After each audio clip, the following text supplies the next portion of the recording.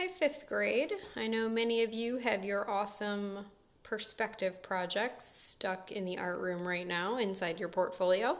So I thought I would do a quick 1-point perspective tutorial.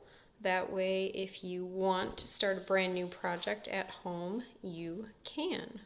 So first things first, what we're going to do is start with a dot in the center of our paper for the vanishing point. You can have it right in the center of your paper, or you can have it slightly lower to give you more space above, or you can have it slightly higher to give you more space below. I think I'm actually going to make mine a little bit lower on this one. All right, our next step is to draw 4 diagonal lines. So we are going to use our ruler to draw a line from the vanishing point to the corner, the vanishing point to the corner. Notice I'm double checking my ruler twice to make sure it's matching and it hasn't moved. And I'm going to go from the vanishing point to the corner and the vanishing point to the corner. There we go. Remember, draw light until it's right, just in case you need to erase. It's a lot easier to erase the light lines than the heavy lines. I'm making mine a little bit darker just so you can see them a little bit easier. All right, the next thing we're going to do is set up the floor for our underwater scene. So we're going to make a dot at the 1 inch, the 1.5 inch, the 2 inch, and the 2.5 inch mark. So I'm going to grab my ruler and not use the edge of the ruler, but make sure you find wherever that 0 marker is and place 0 at the vanishing point. So I'm going to make a dot at the 1 inch. I'm going to slide my ruler, make a dot at the 1.5 inch, slide my ruler, make a mark at the 2 inch spot, slide my ruler, and it looks like the 2.5 is exactly right on the corner of my paper because I moved my vanishing point a little bit lower on this paper than I had done on the previous. So kind of like with fractions, if you do things on one side, you got to do them to the other. So now I'm going to bring my ruler to the opposite side, and I'm going to put a dot there at the 1 inch mark, slide my ruler, put another dot at the 1.5 inch mark, slide my ruler, and put a dot at the 2 inch mark. And let's see, yep, I'm off the paper again. All right, so I've got my dots here. These are going to allow us to make vertical lines for our wall, and it's going to help guide us to create our floor as well. I'm going to add some more dots since we've got our ruler going right now and we're looking at measurement. And what we're going to do is go ahead and place dots to help us, these guide marks here, at each of the 2 inch spots along the bottom of our page. So I'm going to go ahead and line my ruler up with the bottom of my page. It's hard to see because it's clear. Let's do what I can to make it work for me. I'll go the other way. And I'm going to put a dot at the 2 inch, the 4 inch, the 6 inch, the 8 inch, and the 10 inch marks. There we go. All right. So again, kind of like we did with the corners, we're going to go from the vanishing point to our dot. vanishing point to our dot, vanishing point to our dot,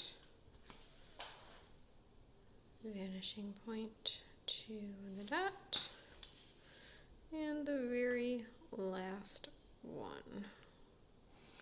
Takes quite a bit of practice to be able to use the ruler and pencil and make it work for you. So now we've got the floor for our underwater seascape. And what we're going to do next is add the vertical lines. So it does help if you use the edge of your paper as kind of a guide and gently slide it over. It helps you see if your ruler is at a diagonal or if your ruler is truly straight up and down.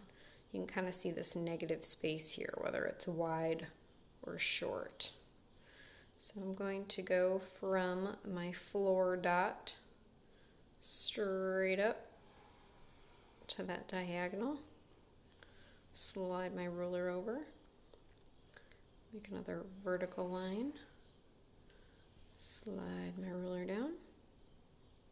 Add that vertical. And I'm just going to go the opposite way as well. Make my nice straight vertical lines, or vertical-ish at least. Here we go. And one more vertical line. There we go.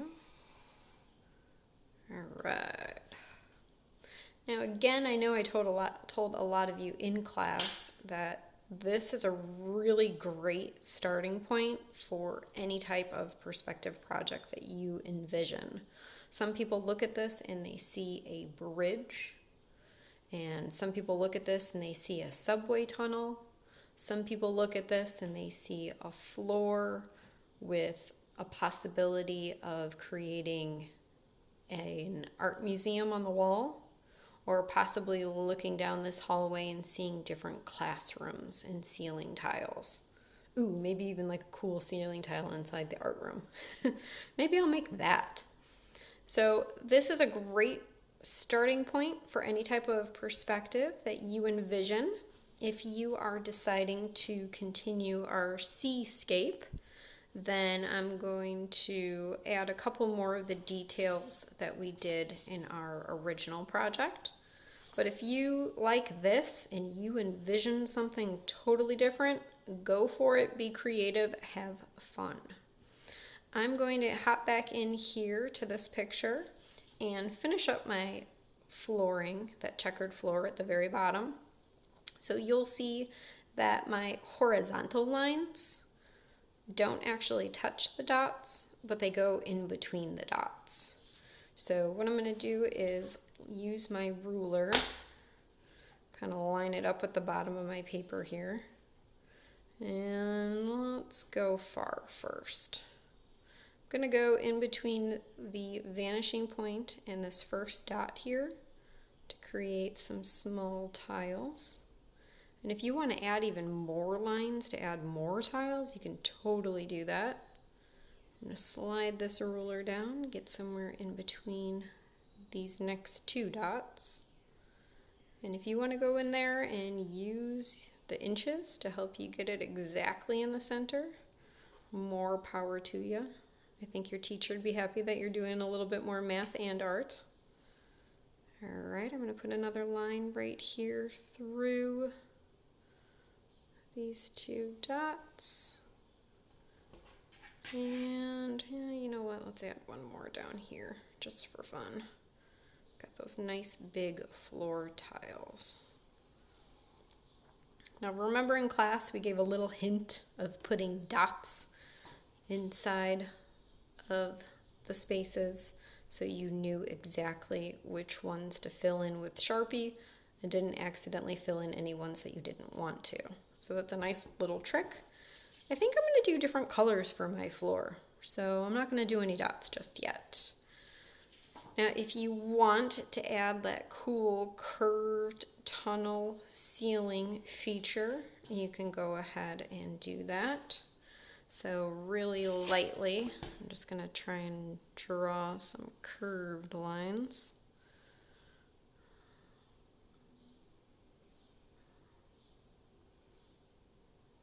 There we go. Get some more over here. And let's get another one over here. That didn't match up exactly. So instead of erasing, I'm actually going to try and redraw that in to where I want it. And then I will go back and erase the line I don't want.